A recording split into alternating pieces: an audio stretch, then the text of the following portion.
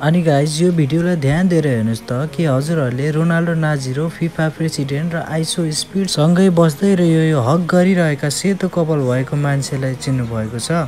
I explain. उनी हुन् इटलीका legendary football player Roberto बाग्यो, जसलाई चाहिँ हामी the man who died standing भनेर पनि चिन्न सक्छौँ। यो नाम चाहिँ उहाँलाई किन दिएको भने जब 1994 वर्ल्ड कप चलिरहेको थियो त्यो समयमा चाहिँ रोबर्टो बाजियोले आफ्नो जिन्दगीकै सबैभन्दा दुखित पल बिताउन बाध्य भएका थिए। यो किनभने जब ब्राजिलसँग 1970 मा चाहिँ इटलीले ब्राजिलसँग चाहिँ वर्ल्ड कप फाइनलमा एकदमै दुःखदमय हार बिहोर्नु परेको थियो।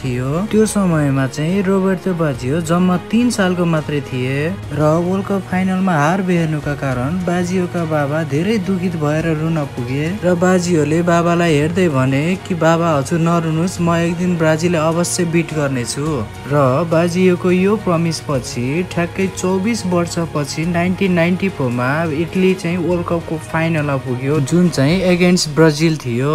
र त्यो वर्ल्ड कप अघिको सिजनमा चाहिँ बाजियोले ब्यालोन डियोर जित्न पनि सफल भएका थिए। आफ्नो बाबाको आँसुलाई सम्झिँदै इटलीलाई चाहिँ धेरै सङ्घर्ष गरेर चाहिँ वर्ल्ड कप फाइनलमा पुर्याएका थिए। 1994 जुलाई 18 FIFA world cup final Italy versus Brazil. यो दिन चाहिँ बाजियो ब्राजिललाई हराउँदै आफ्नो बाबाको आँसुको बदला लिने सोचमा थिए। तर गेम सुरु भएको रेगुलर टाइमसँग गेम स्कोरलेस नै हुन पुगेपछि गेम चाहिँ पेनल्टी तर्फ मोडियो। बाबाको सपनालाई पूरा गर्ने यो बाजियोको चाहिँ अन्तिम अवसर थियो, तर बाजियोकै मिस्टेक सुट पेनल्टीको कारण इटली चाहिँ ब्राजिलसँग वर्ल्ड कप फाइनलमा डिफेक्ट हुन पुग्यो र बाजियोको सपना सपनामै टुङ्गियो। यो अवस्थालाई स्वीकार्न चाहिँ बाजियोलाई कतिसम्म गाह्रो भएको थियो त्यो हजुरले पनि देख्न सक्नुहुन्छ गाइज भिडियोमा।